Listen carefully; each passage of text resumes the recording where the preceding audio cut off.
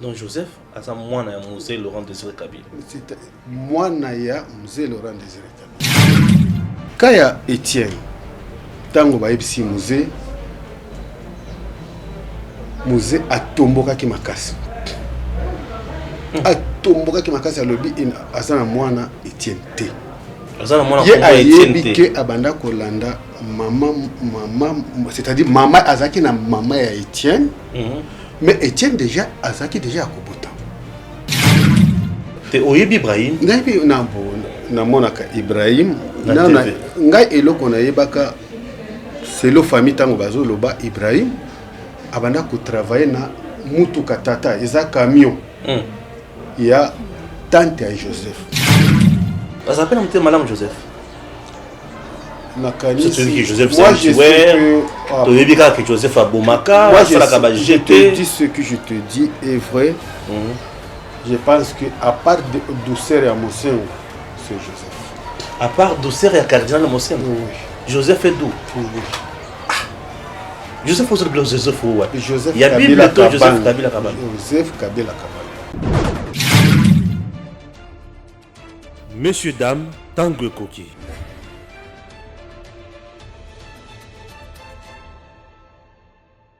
Merci na bino banso bozo na biso de partout chers compatriotes toye sikoko toloba na maimatali kaka histoire ya mboka na biso Mosé Laurent Désiré Kabila liwa na ye musala na ye tolobela pe ba Kadogo Joseph Kabila azake pe Kadogo ezalaki ndenge nini pourquoi puisque vérité na histoire après passage ya Étienne Kabila alobaki makambo tellement ebele alobi Joseph Kabila muto asala baku ebele pour na liwa ya Mosé Konso mais toyambi coordonnateur ya ba ancien Kadogo. Donc coordonnateur ya ba Kadogo nyonso pour bien dire pour ne pas dire ancien Kadogo, coordonnateur ya ba Kadogo. Aye na plateau na biso toyambi ye toyoka pe tokozo ba témoignage ebele awa pour comprendre ngo comme d'habitude Edem TV officiel toujours wana pour na bino. Benjamin Nyakalala, bonjour. Bonjour. Olobi Ozali Kadogo. Oui, nous avons Kadogo. J'ai été recruté par Mosé en 1996. On est mal place nous sommes sommes à casse dans climat. Non, ça on peut arrêter. Non, ça va. Ah ok, vas-y. Parce que vous avez un beaucoup. Non. Vous êtes un peu à l'aise, voilà. Nous souhaitons vous êtes un peu à l'aise. Ok, Nazar. Vous avez qui soda, il faut ça là moi pour la mouka. Oui. Ce n'est pas que la mukande qu'on a sa force. Ah ok. Et là quand on le vendait, ils ont tout. Très bien. Vraiment, en bref, j'étais Kadogo depuis 1996. On a fait une rébellion jusqu'à ce que tu commis à Kinshasa. Barikrita bino wapi? Personnellement, Barikrita na Bukavu. Na Bukavu, tu as eu formation les maires. On avait les instructeurs, c'était les Rwandais et les Ougandais. Les instructeurs, vous avez qui Rwandais, Rwandais et Ougandais. Rwandais et Ougandais, tout ça, les formations, vraiment, ils nous ont bien formés. Ils ont qui tamuké, mais vraiment, c'était bon. Rwandais et Ougandais, formés bien comment qu'on bête Massasi. Mais l'accès qui sont tactique à guérilla. Guérilla. Mingi na ba target, c'est-à-dire cible, les cibles. Comment atteindre votre cible?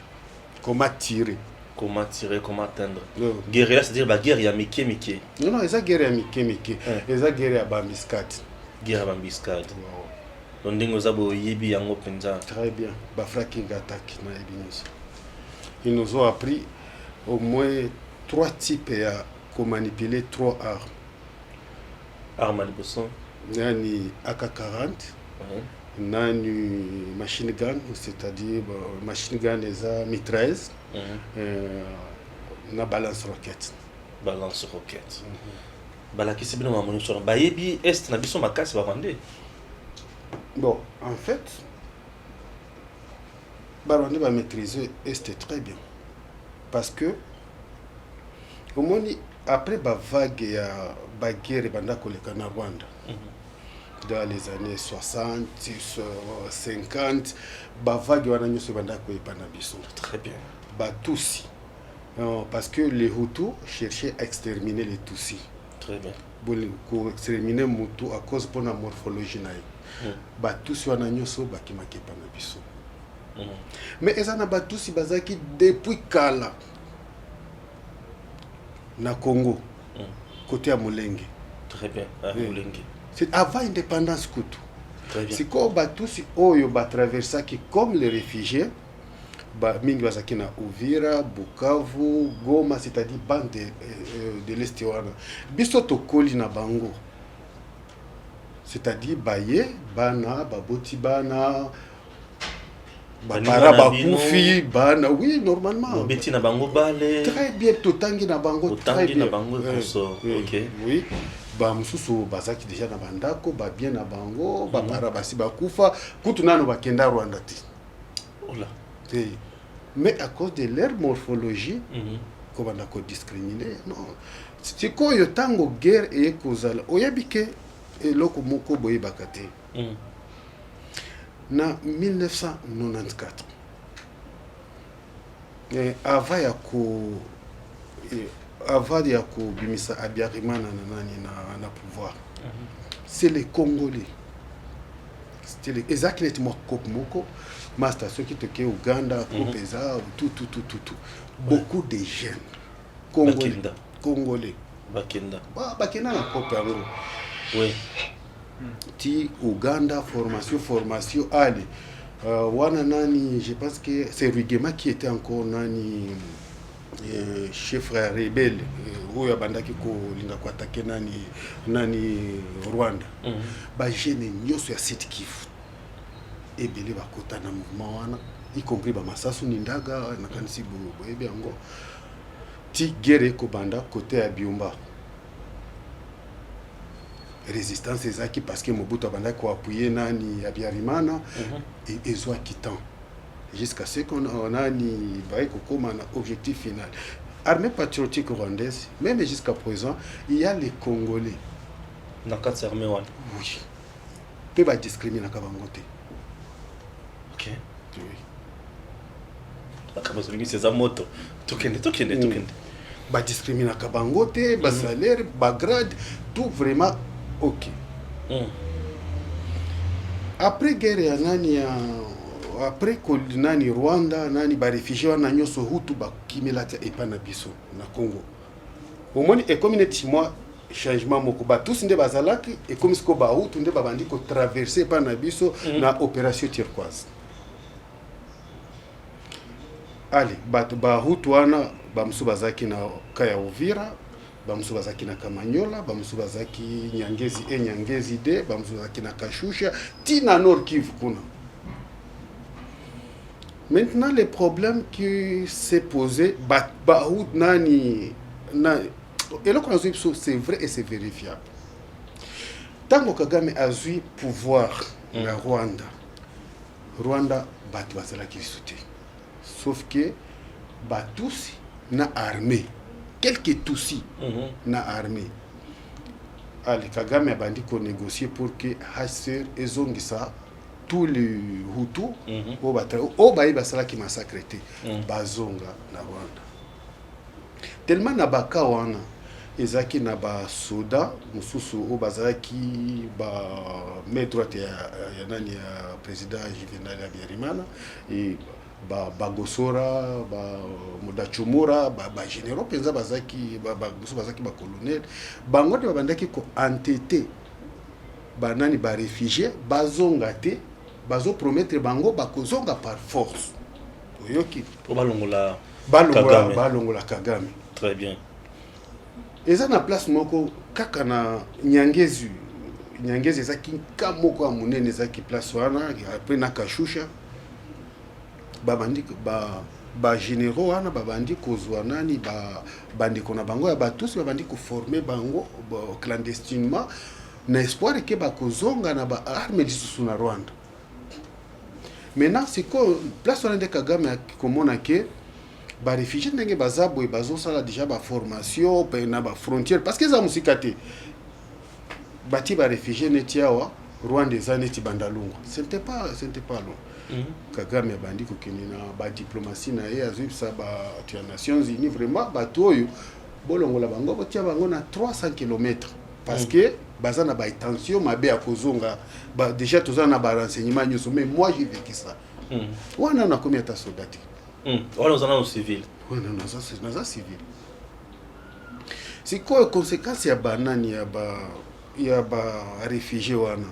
Bango pe ba se comporta ki neti comme bande ya est ekomi terre na bango, il fait ce bazo boma balingi bazo côté la batu na banda ko balingi dona l'Italie. Bango ne ba makai. Nani ba réfugié wana. Dona zo tanani Bujumbura. Donc ba réfugié ba kimaka Kagame wana bazaki pe na ba soda na kati na bango. Ba soda bien armé encore. Na butu ba vanda na RDC. Ba vanda na RDC butu bazo tia ba barrière bango pe. Yo Congolais avole que faut pe sambo. Wow. Ok. Dona l'Italie azo ta ouvir nani azo ta Bujumbura l'équipe de Jangomo alingia koma côté à Panzi azo kitaboy. Babrakaye babotole biloko nyuso pe baboma sur place. C'est là aussi avait révolté les jeunes. Ah, et révolta bino. Ok. Ba conséquence. Parce que là nous étions sous Mobutu. Wana toza sous Mobutu. Très bien, très bien. Environnement. Banzite kokata c'était terrible. Donc ba imposa loi na bango. Loi na bango penza bazo s'imposer comme si bango le ba komi ba autochtone. Très bien. Akoye pa na yo boy. Abandi ko episo omoni ndeko oyo azosa la place wana omoni solo na été. Oh, yo lobi oza ndeko nga tuzakane mikolo nyoso na alobi te. Oza mutu yanga monde batu ya bakagame wana. C'est-à-dire pour diviser encore le peuple. Kagame est Hutu. Il est tous. Tutsi. Après, donc au Rwanda bitombeza entre les Hutu et les Tutsi. C'est-à-dire ceux qui tous y a côté na pouvoir, il faut Hutu Hakim. Hutu ceux qui à côté, il faut tous y Hakim. Biso ce qu'on a mort na biso tozana ba Tutsi mingi. Na ba Hutu baza. Na ba Hutu baza, mais sikoyo division wana balingaka peko la kisango. Omoni c'est qui moi je déplore parce que au gouvernement na biso nano jamais etikala kosala nani réconciliation et paix à l'est de la République et c'est pourquoi réconciliation et paix à l'est. C'est important et c'est obligation. On n'a jamais fait ça. Ah OK, c'est une obligation. OK. Kobo ça n'était que en 1994 en tout cas les Hutus avaient massacré les Tutsis d'une manière horrible. Ozo bomande kono lokola soso. Tu t'imagines au Kati, parce qu'il est Tutsi au Kati Moutou, aux unes c'était Moutou à nous, après la barrière, aux unes Michopo à Moutou, au Tchessing. Waouh, c'est qu'on a vécu au Rwanda. Nga et pas Nabiso, na Rwanda des hommes. Moi, je peux quitter chez nous, aller traverser au Rwanda, na Meliti, pe na Zongi. Ouais. Mais on a vécu des choses vraiment. En 1994, les massacres de Tutsis, c'était horrible. Et Pessibino Kanda. Et Pessaki Kanda. Bino le pays faut beaucoup na armée. Oui, après. Bakanga bino na makasi et ozaki na âge ni na tango. À l'époque, nazaki na 5e année des humanités. Non, nazaki kutu na diplôme d'état parce que nazaki na manako tanga ya pas ba frère mariste à Nyangezi. J'allais être frère mariste. Nos amis, auto tangaka na bango, et bele bazaki ba Tutsi, bien sûr, ya Mulenge surtout. Bamuso bandaki ko uta Bujumbura, bamuso bandaki ko uta nani Rwanda, to sangana to na bale tozo beta ensemble, tozo li ensemble. Mais tango ba événement wana eye koya ya 1994, ba utu wana, comme ko kabola batu. Comment tu peux me dire que mon frère, on a étudié depuis primaire et on a internat, il devient, mais comment, c'était des questions où il fallait mettre fin à tout ça. Bah, il qui sont dans ma capacité. Bah, jeune, oyo, naïfsa ki oba Congolais, oba kendaka Uganda. Bah, jeune oba kenda na Rwanda, oui. Bah, ça l'année, c'est quoi? Bah, jeune wana ba kenda na Rwanda. Ils ont lancé les messages na ba jeune Batikalaki na Congo. Na Est, vraiment, il faut tout se débarrasser na Mobutu. C'était ça. on ne peut pas vivre comme ça, comme il dit, effectivement, peut vivre qui dit. Parce que biso nyonso tokutaka na union sacrée radicale, oyo papa Tshisekedi ya salaka avant avec Babirindo. Ah ok. Hey. En tout cas, nous c'était plus pire, c'était combattre les lots baza. Baza na bango bana mike. Baza bana mike. Biso tokutani na union sacrée radicale wana. Yo moko yebi ndenge yake ko panza na lisusu tango epanzani et affaiblira que sous ba jeune objectif soki tolandi na tobanda kolanda mingi nani papa Tshisekedi na BBC. Oyo lobby, c'est-à-dire eza kaka wana. Donc oyo papa Etienne Tshisekedi ya lobby. Bino za na courage pour lobby biso faut to bunda to mettre fin à Mobutu. Biso to sala meme omoni baron point. Neti victoire wana. Ba jeune nyoso to kutani place wana. Yo une information Vieux Tshisekedi alobaki bo na BBC mto alobi na ngape magazine na landaki alobaki bo tellement donc parlement debout elle qui n'a parlement debout parce que full mais ce que différence c'est ça biso tozaki na timing ce qui est ça 2 heures du temps à discussion c'est 2 heures du temps nous tomtaki msala na ye tokutani lisusu na 17 heures Mobutu ekozwa aye na barme moko sophistiqué ati place nyoso oyo obanda ko sangana tobanda ko sangana bana kopesa kanda tozoleka kaka tozepesa ba soda nani ba parce que banda kuna zaki ba commando na ba para commando ne bazaki na est tozepesa bango ka blague je musu boko kima wow ye bako ko beta maer nyoso c'est-à-dire donc ba obeta bino tout moment mais tozepesa bango ezana jour boko kima après tango Mobutu amoni tension komi ebele aikotinda ba ministre ressortissa ya Sud Kivu ba ko calmer population na stade ya Kadutu. Voilà message leki na radio ba lobe Mobutu atindeli bino biso bana mboka ba to bana soki ba lobaka nini ba autochtone awa to solola to tia na se bino pebo na tambu libocha na se OK biso pe to sali réunion to lobia OK baya ba jeune to se partager na ndenge babalabala nyoso ezali to lobi bato ba accéder na stade T wow ba komaka na stade T donc boboui olubi ba kota na stade T to lepsio mabanga moko akosakana te mabanga ya kosakana te meeting wana esalamaki te biloko wana ba frustration wana nyonso nde ba ingrédient etindaki bato bakota na AFDEL sikoyo ba master bakendaka na armée patriotique rwandaise oyo ezaki dirigé na Paul Kagame oui babandi kotinda biso ba message ya lo master kotoyo masolo eza carré mais boule eza il faut to continuer lutte pe to longola Mobutu allez ba transport banda koya yero moko batindeli $20 au katsi na yo ke kuna kaka bongo ali bake ko former bango lisusu na Rwanda nde ba jeune o bayaki koleka avec ba officier rwandais baiko mata Uvira baiko kende komata kuna likolo na Minembwe na Fizi kobanda guerre ya amener ça dehors s'il te plaît oui kobanda guerre ya libération voilà guerre ya libération tellement banani ba Nyamulenge bazaki marginalisé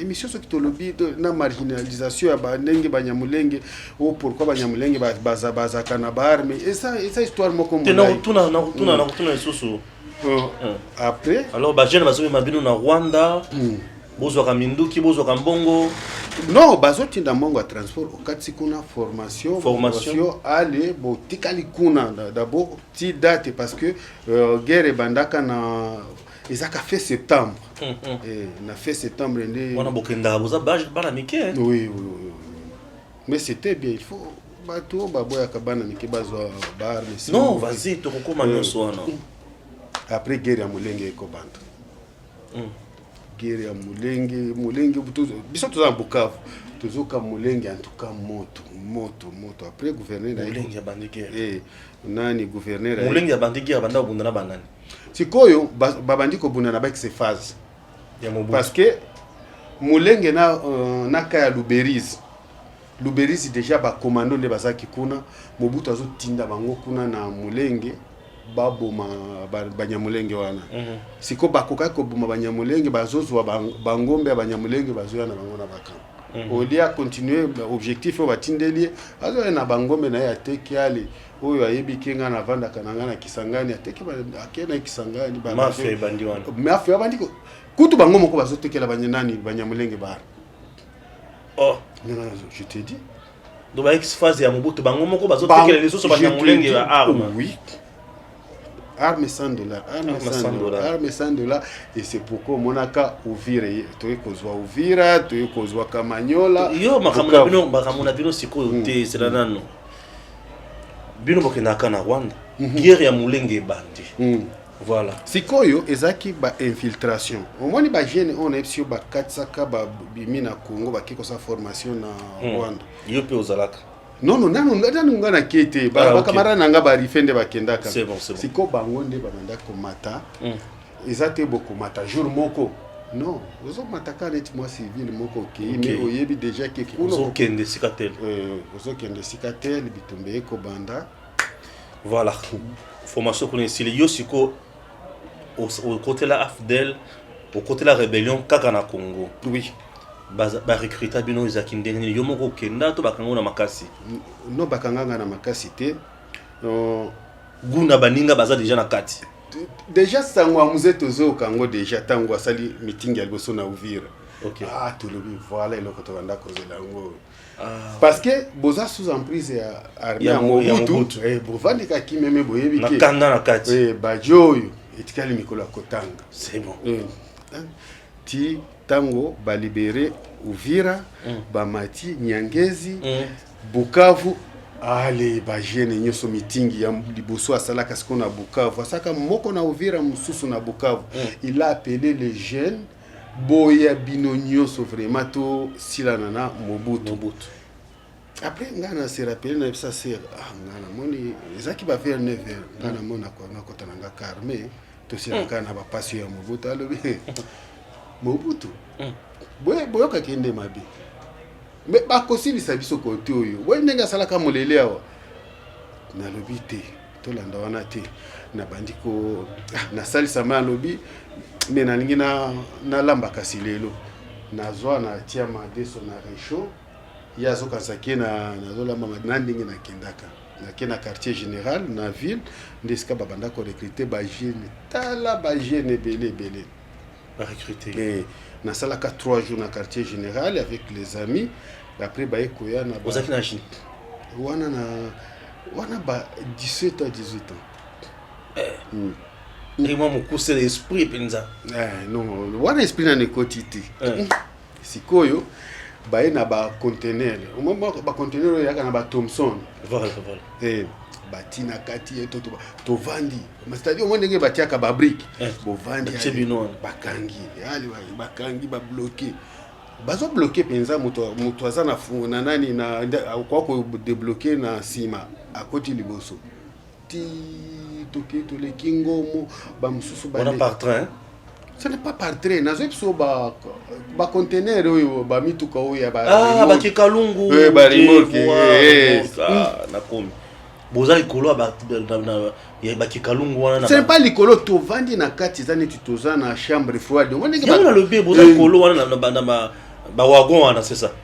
tutoza na kati to vandi ba mutu ke tandani to kei parce que ba sala ki bongo parce que on à tout moment Mobutu peut bombarder c'est quoi biso tozwa kinzela ngomo ba mususu bazwi nzela ya nza c'est-à-dire ba ke Rwanda efungula kipenza couloir box bokoleka boleka pena aéroport ya Kanombe c'était pour l'AFDEL et pesa ka benza espace ya AFDEL sala ba activité na ali biso tokei ngomo tokuti Kamanyola ba mususu ba ye côté ya Bugarama tokutani siko Kamanyola so ba mituka etandami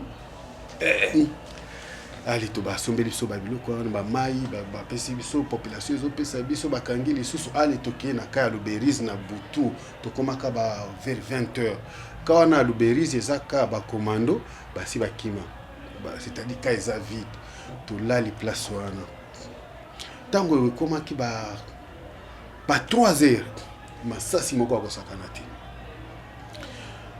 Ba rebelle ya Nyangoma oyo ya Burundi baiko attaquer Kaluberizi parce que bazaki bazoloba ke biso toza batusi, c'est-à-dire il faut basilisa biso place wana butu renfort eutaka nde Rwanda, armée patriotique rwandaise nde yaka ko intervenir et pour ça nani ba rebelle wana Nyangoma moto masasi moko akosakana ti bakatisaka bango Ruzizi bazonge pa na bango. Après, tant que bah 7 heures. Donc vous êtes bien soutenu par le Rwanda. En tout cas, Kagame s'est investi dans la rébellion. Après, bati son ba conteneur le sous na ba faire 8 heures bisoni surtout embarqué à les tomatines là toquer les mers. Ça to comme les mers à les to balaxi biso. Ezaki plan plein moko matiti kaka na matiti. Elle va passer ba machette mtu na mtu 4 espace na ye ba passer biso ba tente les battantes on a to bande au petit tente après bandi ko tia ba matiti pour que ata vieux l'équipe likolo mon ateke ba to baza place wana. C'est là où on a fait notre formation. Wow. Donc 4 place bien au tia matiti likolo au ba au petit tente après au petit sous matiti matiti. Il se trouve na C1. Nation no timboli mo le boulot sauté. Non, normalement muke kaka. So tango ko tu za la l'aise na kati. Ndeza ki na biso ndeto banda ko benga banyata. C'est-à-dire il faut mettre espace éboué pourquoi qu'on a 6 personnes. Voilà. Vous avez recruté vos en formation objectif ko benga na Mobutu. Oui. Vie atrocité puisque Mobutu a zalaki de mèche na ancien président ya Rwanda ou abanda ko bundisa Kagame Kagame peut soutenir Musée pour bundisa Mobutu. Voilà, c'est simple bon. Na banque je veux comprendre Gadoko to Gadogo Kadogo c'est-à-dire moi na muke. Moi na muke. C'est ça. De courte taille tout. Minduki uti wapi? Les babandi ko ça la ba petite formation besoin Minduki. En tout cas nani musée asumbaki ba arme nyoso banda kota en Afrique du Sud. Asumi ba arme na Angola, na Zambie, na Tanzanie, na Burundi, na Uganda. Kadogo bozaki vraiment la formation à Makasi. Oui, parce que Makasi parce que d'abord ils ont mis l'idéologie c'est-à-dire idéologie d'abord. Il faut oyer bozo bunda pourquoi? Pourquoi ceux qui ont koufi ton ami peut continuer? Exactement que Zoaka Manduki papa, ce n'était pas comme ça. Non. Tu as un objectif moko. OK? C'est pourquoi tu banda ko yimbata wawili wakufe watatu wasonge watajenga Kongo. C'est-à-dire wawili wakufe watatu wasonge watakayobaki watajenga Kongo. Oui, il y a loba. Ezako loba boy. Ceux qui boza 5 même si mi balé ba kwei binomi satu boko continuer jusqu'à un objectif boko tonga Congo. Ouais, toko tonga Congo. Et esprit. Oui. Ba pesa bino ba kisi yanzo te bakata banzolo côté. Non. On ne compte pas même sur ça. Parce que beti masa c'est côté. Non, parce que ba mai bazala ki na ngo meto banda ko capturer bango. Abando kanga bango. Non, na kanga bango. OK. Kisi yo ba pesaka ezaka kisi moko eza to ba comprimer. Eza ki pona malaria. Nde kisi na mona na AFD baye nango en tout cas c'est eza ki comprimé ya malaria. Ceux qui ont mêlé yango kobela te. Ko bela malaria te. Na éviter pourquoi ba kisi wana ba pesaka ngo publicité. Mais utaka États-Unis. Donc vous en a Zamba mbula ba OK. Ndenge olobi bimisi nani olobi makambo ba Zamba mbula na ndenge balobaki biso to yaka na babut balobi ni boyena babut ozana bozaki na bashimi ba tenia milayi zo ko kabino te munduki ya mulayi zo ko tambola nango te eza bongo te omoni populisme omoni est de la République période ba octobre novembre décembre ezala kambula makasi. Ah oui. Ezala kambula makasi moye botine ceux que zo nyata ba poto na botine kozala kilo C'est pourquoi on a préféré les bottes. Même pour le moment, basoda na biso. Au bazo sala nani. Tous na botti na bottes. Oui. Mission Oyo, chef de l'État, lobby va pacifier Est. Bazo latani. Ba botwana. Et ça capone ni quoi qu'on est quand même na mai après que place on sopi mai on pense makolo. OK, on continue nzela na yo. C'est-à-dire pour la souplesse. Nde babanda ko nani ko pesa biso ba botwana. Et pour la souplesse, ce n'est pas qu'aux gens mongo à kolobaké dotation, doté, banani, non, c'est. Avant faut bien bien. Tout ça là, c'est mon atteint fraté. Il faut en abysse. C'est-à-dire mongo tout coup on a côté on a mututé. Objectif d'abord. Mobutu kende. Mobutu kaka kende. Yo siko bunda wapi. Question ya bien otuninga yango wana biso to kuta na secteur moko très compliqué. Très très compliqué. Kobanda walikal ti zongo batu bayebi bakoyebisa distance wana zongo Équateur to nakendango na makolo de walikal à zongo à pied oui. Ozo bunda zo beta masasi nzela nzela na tingi biso le to kwisa penda tingi ne tombera jamais. Moi, j'étais présent. On a fait au moins plus il y a 2 semaines. Moi, il y a Kolekezate. Massas. Les intérêts, moi, basi basangani na ex-phase. Basi ba entouré quand nazo na se rappeler nani compagnie qui ndaka liboso ya biso esila. Baboma bango tout. Tozo bango totia bango na mituka. To sépara ba Rwandais na ba Congolais, allez, ba Congolais to kundaka bango si les champs na balabala ba Rwandais, allez. Tout le peuple ba Rwandais zaki pembeni na binu ndé bozo ya. Donc AFDL zaki troupe ya ba Congolais na troupe ya ba Rwandais. Do ba soda ba militaire congolais, militaire rwandais. Oui, c'est-à-dire zaki boy. Peloton. Peloton za à peu près 40 hommes. Commandant rwandais, adjoint congolais. Ok. C'est-à-dire, tango bakokende, ce qui était prévu, ce qui rwandais azonge pas na bango, congolais relève. Ok. Oui, c'était comme ça. Très bien. Donc, mais les troupes étaient vraiment congolais. Très bien. Nani tingi wana bomi bobeta ni masasi ko beta masasi ce qu'on vous raconte c'est faux. Ko beta na masasi bino boloba ko bomata boloba ko beta na masasi eza boy après des fêtes il y a compagnie moko ya biso oba massacraka renfort mususu e uta Goma na Bukavu 3 bataillons nde eyaka ko renforcer biso to encercler tingi.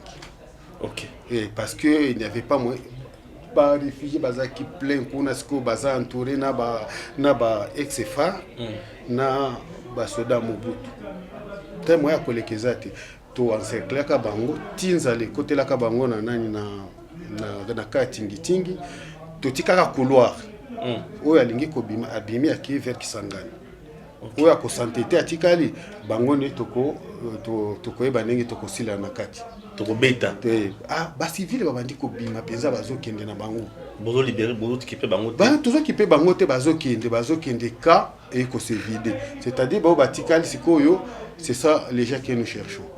Masasi et bandit Masasi et bandit en tout cas ce n'était pas facile. Ce n'était pas facile mais ça c'est là aux autres. Donc au beti mutu masasi ba beti moninga masasi après ko sukela nga ba beti moninga masasi e ko sukela yo awa donc toboli kuna eleki ezuyo awa. OK, à part le monsieur Zate c'est comme Zate non wana ya liboso nazana awa nani to zwantere amwa siko tozo sambisa ye ngana ebakite oro azana mbeli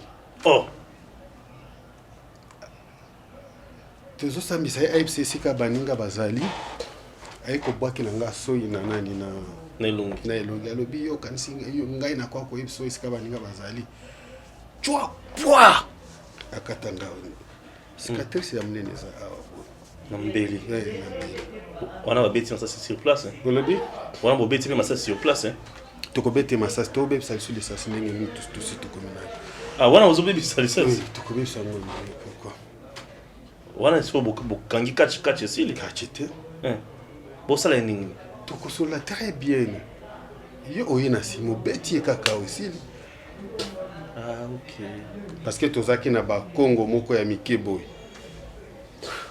pas fake tozo solola tozo ape benza na collection teke na ini yo bien quoi menga bike moninga nanga quoi akwa cheveux na simo beti yo lole munyo se bien ici te si to kina biso to conduire voilà vous libérer ba cicatrice eleki et consort mais bolongo pe bo gagner guerre tingi wana facilement un place ce n'était pas facile de boyo ko gagner quand même au finish ce n'était pas facile bolongi yango au finish et botikal quand même libre je ne vais pas aller kuna plus loin non c'est que moi j'ai penani au moni les ex-phases qui étaient capturés à Tingi tout bomaki bangote tout ce qu'on dit c'est frère Chifo oui to matsaki bango avion tuzongisi bango na Rumangabo na Goma na nani na centre za kuna j'étais ba recycler bango ba rejoindre biso lisusu ok c'était comme ça très bien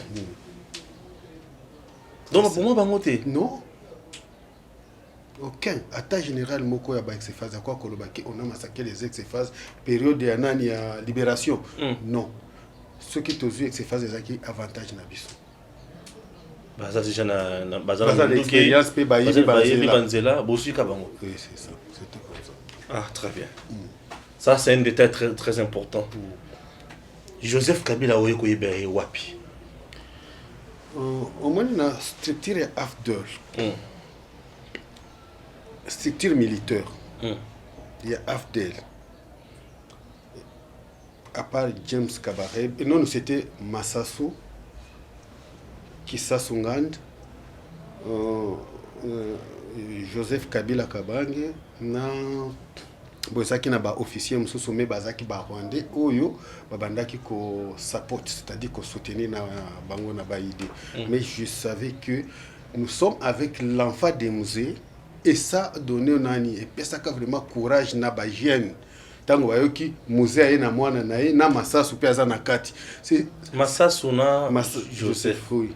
Nani azaki mwana musée nani Joseph azaki mwana musée mwana na penza mwana na donc Joseph asa mwana ya musée Laurent Désiré Kabila c'est mwana ya musée Laurent Désiré Kabila ya solo oui ya solo bongo Etienne Kabila lobiki asa mwana na été Etienne a lobi lisusu ke azaki mwana bayaka na libala ok omoni grand frère Etienne a renversé une histoire ndengeza vous avez bien grand frère Etienne c'est notre grand frère aussi il est congolais comme moi mais il a renversé l'histoire Etienne Kabila aza mwana musée yoka nazipso ce qui est vrai et c'est que ngai na yoka a un général proche de musée Etienne, conflit à Etienne et Joseph. Etienne a kanisaka que c'est Joseph nde aboyaka ke aza mwana musée. Parce que tango to komi na état-major général awa. Bana nyoso ya musée babandaki koya. Naza na camarade nanga jour musuto okosala na émission RSM. Bengaye c'est lui qui était chez ceux qui mwana musée aye a se présenter on ngaza mwana musée. RSM akolal ça d'abord pas na ndako. Tongo a qui présenté pas ya non et pas ya Joseph afin de Joseph c'est nani Joseph on a bien afin de Joseph oui afin de non enfant de Joseph afin c'est-à-dire mener des troupes ok nani président nani afin de Joseph nde a coordonné bozwa bis bokende kotika akobenga na na palais de marbre après ako mutuka bakeno na palais de marbre ceux qui kamuze amoni mwani boy makili bandako ayambi mbala moko pratically ok ce n'est pas un ou deux ou trois ou quatre non kaya Etienne tango ba ebisi musée atomboka ki makasi atomboka ki makasi alobi asana mwana Etienne te ye ayebi ke abanda kolanda maman, c'est-à-dire maman azaki na maman ya Étienne, mais Étienne déjà azaki déjà akobota. Ah, Étienne azaki na papa na ye mususu. Na papa na ye mususu yoki. Azaki mwana muke. Sikoyo Mouzé avait donné confiance na maman ya Étienne.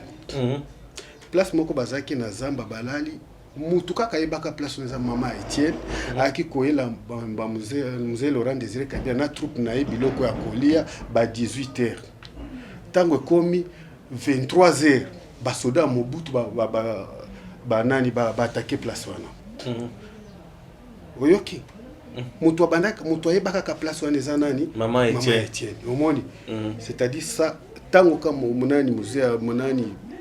Je pense qu'il y a un déplacé à Zola Kabal. Un déplacé à Zola Kabal dans le colo. Oui. Ah, ok. Non, moi, je n'ai pas Étienne. Mais à Yébiki à Zalaka, moi, Naya. Moi, si mon koboye. Oui, c'était comme ça. Peine en Dibakadogo, nous sommes Yébi.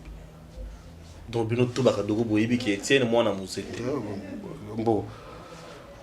Au moins, il y a quoi côté mingi na kati parce que c'est une famille, mais en tant que na yebinga na koli dans ça déjà plus de 30 ans. Je ne peux pas commencer à dire que papa nanga zala ki boy papa nanga. Au moins bizaleli nanga nga moko. Nde kolaksa que bande konanga baya vers nga. Pour ba moni que tous na même comportement. Très bien. C'est comme ça. Siko Moussa c'est qui na bane belé. Oui, Moussa Zambani. Mais est-ce que biso a tu ba kamisa tunde c'est là muke mais ba o ba bimi mingi bazaka Joseph Kabila nani Jeannette na Zoé non basa belé écoute wa baza vraiment basé belé mais baza bana mko bazaka discipliné bana Moussa baza très discipliné je te dis franchement et on Kabila zaka trop réservé bana wana balingana kama kasi c'est que moi je te dis mais Moussou Bimaki récemment c'est qui encore nani c'est qui nani c'est qui pas Israël Mutombo nani c'est qui nani Ibrahim Kabila il est pas mon Kabila écoute mon frère te oyebi Ibrahim ngapi na monaka Ibrahim na ngai eloko na yebaka c'est le famille tango bazo loba Ibrahim abanda ko travailler na mutuka tata eza camion ya tante ya Joseph yoki sikoyo tango azokende Kasumbalesa azosa na frontière osa ba désordre na kombo ya Kabila et c'est pourquoi tante ayaki kozwa mutuka na ya Ibrahim non tu ne peux pas commencer à dire que oza mwana Kabila non tu es mon travailleur. Ce qui va moniquer Basabana Kabila, ce n'est pas quoi que le bango te na télévision. Nani papa Dieudonné, il y a dans des quoi Kabila, Mouzé. Asa non lui, awa. Ouais. La Kinshasa. Asa la Kinshasa. Oui. Papa Dieudonné asa awa. Ok. Aïe bana nyoso ya Mouzé. Pourquoi ba quoi kende kunate? Voilà. Le bi Ibrahim azaki mona ya Mouzé te. Non, azaki recevoir c'est l'eau. Famille ndenge eloba notre famille oui. Mais dis-moi yo bana ya Mouzé belé quand même moyebi bango wangu ebelé mais belé wana na nyo sona Kabila c'est vraiment 18 ans presque au pouvoir to tikela koyeba bango te non baza omoni bango ba vivre ka neti ba socialiste pe basala ka folie te c'est ça c'est pourquoi boboyi bango te bana Mouzé za ba tuté ko mona ba cortège non asa na mutuka na ye moko azokumba azokende roulage à télémisi à télé akoloba te ke yo ngaza mwana Mouzé non siko ba Zoé to yoka ki ya bomati na roulage non yes ko aza mo bulu bomo ndenge non ce n'est pas Zoé qui avait tiré sur le roulage c'est un ami Lemba garde corps à Zoé a tiré sur le roulage. Ce n'est pas Zoé qui avait tiré sur le roulage. Les cortèges, ils ont mutuka liboso. Mouzé aya komi na Kinshasa. Non, koko nani koko sauté makambo ya ba Etienne na Ibrahim. Papa Nabino a un objectif. OK? libérer mboka bokomi déjà ba adulte. Qu'est-ce qui a empêché baya ko support ko soutenir papa na bango ti azwa bana lokola biso ba famille mususu ata bango moko balinga simba kaka te ata soki bango bazaki bango nyonso non epesaka motivation omoni epesaka nani tala yo moko ozosala marche oti na mwana no place wana tu vois que ça encourage les autres. Siko tango akomi na pouvoir kutu tango mzee akufi ndebo komi kobima sikoyo ok nga na benga kango baza ba opportuniste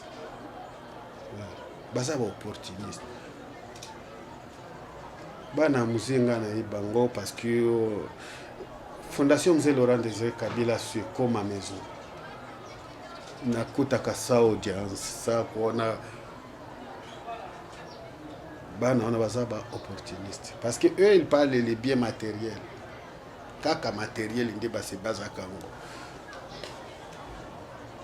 ici les biens matériels. Joseph Kabila ba lobby ke yende mutu asalisa coup d'état wana ya boma Mose Etienne Mutolobi. Etienne a lobby que c'est dans la vidéo non nyos. Oui, il a commencé d'abord à mentir que c'est Joseph qui avait tué Massassou. Ouais. OK. Massassou était tué sur base à Rimer. OK, sur base kaka Rimer boye, maman mokozaki côté anani eza côté à Mbinza. Azaka na je pense que c'est 4 Motorola. C'est un ami que je peux dire même son nom. Il a kenda kokosa. Tu connais ça musée que Massassou a préparé coup d'état. Dossier directement et pas à l'âme. Je vois Massassou Kanga avec maman wana armete sur base à Motorola kaka. Après ba ko Kangaye jour ya procès o ya Poetu alamba alobi verdict ya suka eza il faut ba beta Massassou nani Massassou.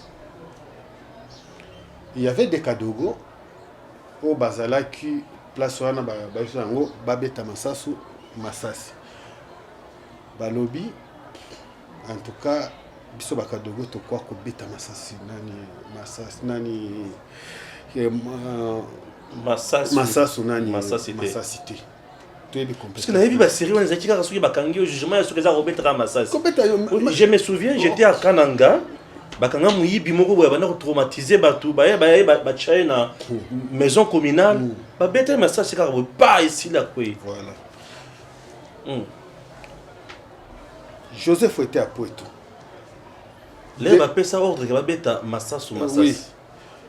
Joseph atuna alamba.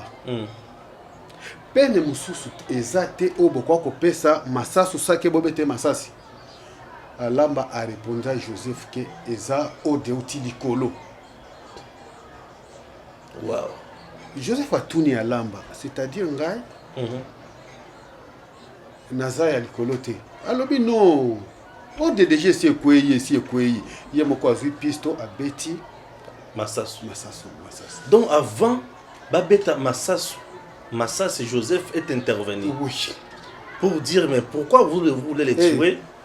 Pourquoi peine ya boy? Sur base ya nani ya ba Motorola. Vous avez babeta Massassou Maga. Donc Joseph a plaidé. Oui. Wow. Ça s'appelle un madame Joseph. C'est celui qui Joseph c'est un tueur. Tu as dit que Joseph a Bomaka. Moi je te dis ce que je te dis est vrai. Je pense que à part de douceur et Mosengo, c'est Joseph. À part douceur et cardinal Mosengo. Oui. Joseph est d'où? Oui.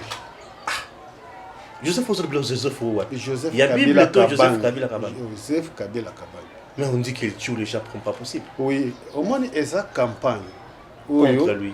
IDPS a façonné et a impliqué le métier à battre. Kajosha. Voilà IDPS.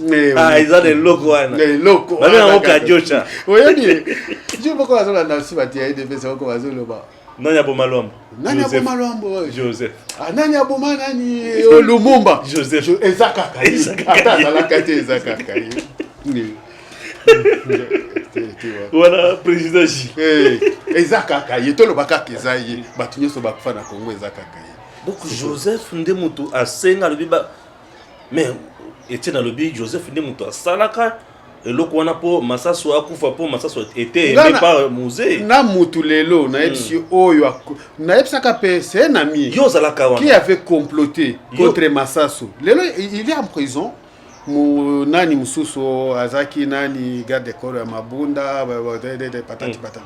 Il est en prison. C'est lui qui avait comploté. Oui, c'est lui qui avait comploté contre nani Massaso. Waouh.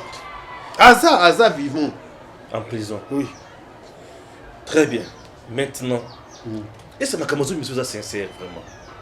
Hein? Je sais qu'il y a un monsieur qui déjà accordez-moi 5-10 minutes on termine.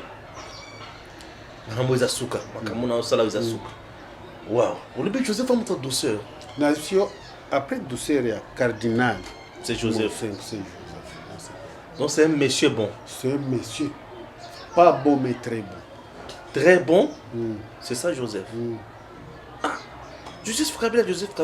Au régime n'a union pour les batoués. Non. Au yomoni to ba Congolais tous a déjà na habitude moko boye. C'est-à-dire corruption est comment institutionnaliser. Si Joseph était mauvais, tant que nous avons 15 personnes, c'est-à-dire il saigne. Ah, il saigne, allez là. Il saigne. Je n'aime pas 15 personnes pour rebondir ça beaucoup. Si il était. Non, il a pleuré. C'est-à-dire s'il était mauvais. Oui, oui. Il a qu'à pendre les ministres et les généraux. Mais il n'a pas fait. Il n'a pas fait. Ok. Et ça, ce que je suis là, avant la Kaboy. Et ce que je suis là, comment on a ça là-bas. C'est-à-dire, à ce que je suis là, pas avant de kimia. Aux hommes à toi, à ce football. C'est-à-dire, aux hommes à ce que je suis là, Joseph Makambo à solo. Comment on a ça là-bas. Il est bien ça. Mais à Koyebso, oui. Ou non, ce que si le malobano ko kende, bima no kende. Oko bimise loko na mnokote. To akolobate. Akolobate. Nature on les a compliqué. Non, c'est ça do. Yepe na kati ya zamba bunda penza beti matati penza boy. Nani? Joseph. Joseph c'est un bon commandant. Joseph Abanga Kate. Hein? Joseph Abanga Kate. Ce que ça paierait, Joseph Akweb Sozonga sur ta musique. Donc il y a esprit. Il y a le baka vaut mieux avoir 2 généraux. Au baye bien le quoi que ça le lait à cause de la 100 généraux. Mais bah ma fianyo sous un carte armée et moto azara moto autre et où tu as. Non. Kolobate ke ba ma fianyo ces akana armée yende dans au moni. Et ça na rapport. Joseph a un rapport sur l'armée. Ndenge et bandaka na ba 300 000 hommes. Tiens que ça la contrôle et comment ba 120 000 hommes. Ce qui président Félix peut à sali sous contrôle peut-être à cause de ça na ces personnes. C'est-à-dire il faut les efforts. Il faut qu'on continue na ça là-bas contrôle. Il faut armer c'est le contrôle. Très bien. Nani siko ya boma musée. Bon, moi je peux dire que je peux incriminer maintenant Nani Étienne. Parce que Étienne ou oui, Étienne. Parce que Étienne qui s'est dit Kabila. Étienne qui s'est dit Kabila là. Oui, parce qu'il était dans les services de renseignement à l'époque. Oui. Ok. Oh, toi qui es dans les services de renseignement, tu n'as pas protégé ton père. Il y a un numéro 1 à service de renseignement. Même si tu n'as pas. Non. Numéro 1 que tu as est le côté. Ce niveau ce que tu as quand tu as service de renseignement. Yul sous moi dans un musée. On tue ton père. C'est-à-dire qu'il était aux complices. Il n'était pas dans le service de renseignement. Il était là, lui-même l'a dit qu'il était dans le service. Et ça, c'est quoi? Pourquoi tu n'as qu'até? Il faut que tu n'as qu'à enchérir. Toi, ton père, il est en service de renseignement, papa. biso tobanda toza na se tobanda koyeba mike tozo dénoncer jusqu'à ce que Mobutu nani Musée a résisté contre les impérialistes ti ba ko changer ko buma physiquement bongo tout va nako zo ba information ko la na ngote oyebi SD na bino a commissaire comme pas afande Joseph ou bien quelle place mususu comme pas munene ou bien occupé essaye pas aider kapenda toyebi ça qui est pourquoi yo mutuza na service ya renseignement ton père babumaye na bureau c'est-à-dire maîtriser leur côté. Voilà, merci. Tant à biso za muke to zoye mbalasi. To kota les sources de profondeur makamusus. En tout cas, nzoto abimisi biloko wa nzoto esali malidi. Ah, au début Joseph a monté douceur makasi. Douceur makasi. Mais mutu ya esprit ya guerre. Non, c'est un guerrier dans ça. C'est un guerrier, ouais, après ça papa n'a pas quitté ko former. Nous zone assez maté Joseph. Pe eloko Joseph okwa ko mona sili kité. Okwa ko mona sekité. Nature na ye wana mais nature na ye ozoye baté ce qui a sili que bien ça. Ah na olingani ni concret mingi. Joseph aimait beaucoup plus faire quoi? Azaka passionné mingi na armée. Il aime trop l'armée. Oui. Et c'est tout service des renseignements. C'est ça sa force. Oui. Ok. Ok. Merci. À très bientôt.